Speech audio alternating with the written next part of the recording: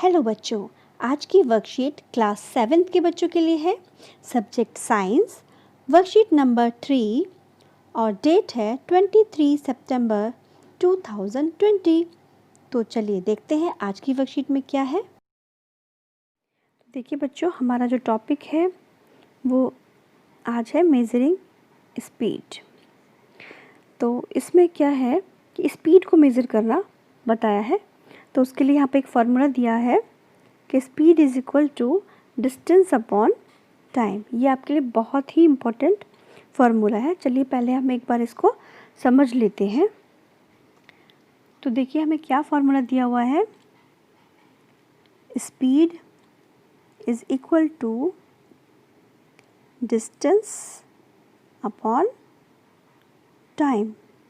ठीक है, यानी कि अगर कोई ऑब्जेक्ट हमारा है ए और वो ए से चलना स्टार्ट करता है इस पॉइंट से और वो पहुंचता है पॉइंट बी पर, ठीक है, तो यहाँ से लेके यहाँ तक की जो दूरी है, डिस्टेंस है, ये हो गया इसका distance D.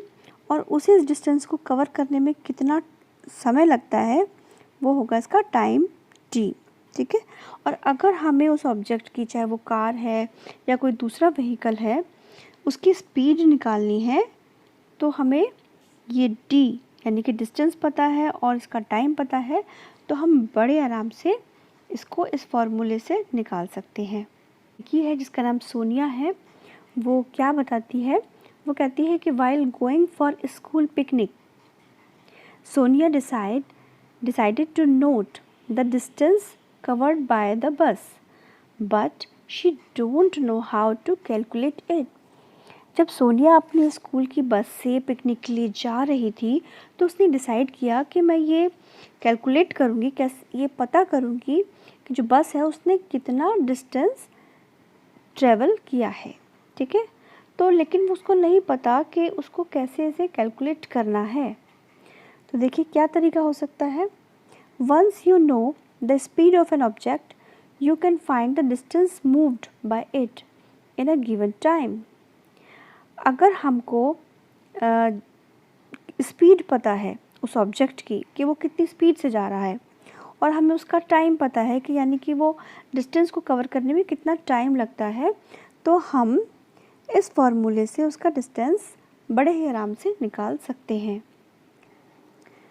You can also find the time an object would take to cover a distance while moving with a given speed.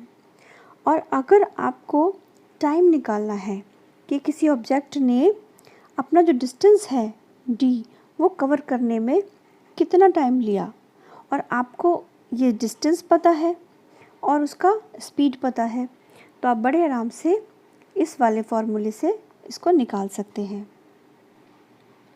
अब देखिए यहाँ पर है कि you might have seen a meter fitted on the top of scooter or motorcycle. Similarly, meter can be seen on dashboard of car, buses and other vehicles. That one of the meter has kilometer per hour written at the corner. This is called speedometer and it records the speed directly in kilometer per hour, जिसको आप km per hour भी लिख सकते हैं।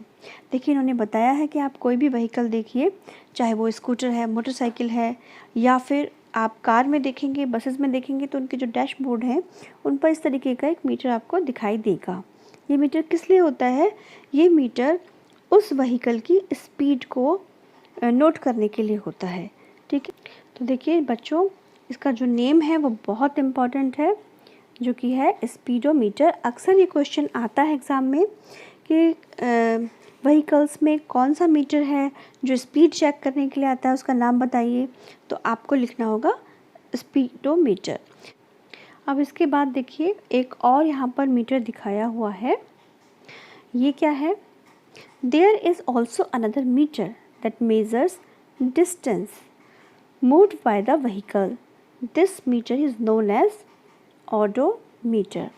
ठीक है, तो इसमें जो दूसरा व्हीकल होता है वो क्या नापता है? वो डिस्टेंस को नापता है और इसका नाम क्या होता है? ओडोमीटर।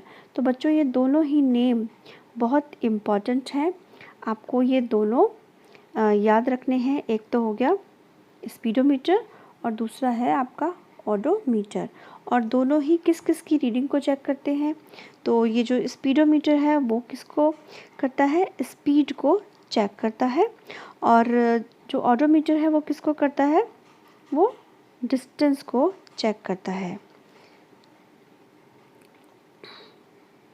अब इसके बाद देखते हैं इसके क्वेश्चन आंसर्स क्या है। इसके क्वेश्चन आंसर्स बड़े ही सिंपल हैं। पहला है, do you know an instrument which measures the distance covered by the moving vehicle is known as. वो व्हीकल जो क्या मेज़र करता है? डिस्टेंस किसी मूविंग व्हीकल का। तो अभी हमने बताया था कि डिस्टेंस कौन कवर करता है। देखिए ये रहा इसका आंसर। एक बार फिर से देख लीजिए, ये है ओडोमीटर। तो आप ये आंसर में लिख सकते हैं। उसके बाद सेकंड क्वेश्चन है,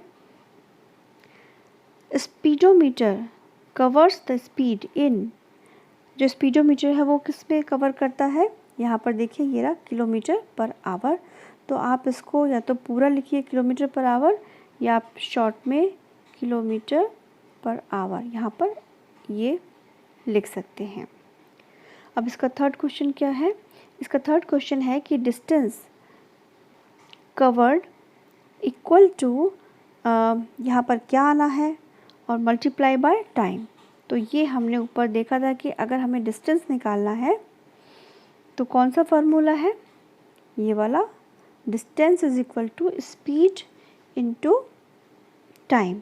तो यहाँ पर ये मिसिंग है स्पीड। तो आप यहाँ पर क्या लिखोगे? आप पर यहाँ पर लिखना पड़ेगा स्पीड। ठीक है। अब फोर्थ क्वेश्चन है, time is equal to distance upon. अब यहाँ पर भी मिसिंग है।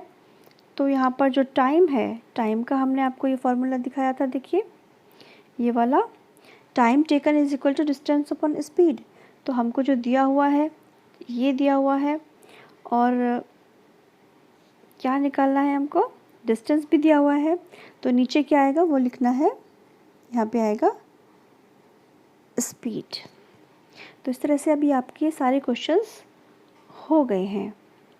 आई होप बच्चों अब आपको ये वर्कशीट बहुत अच्छे से समझ में आ गई होगी।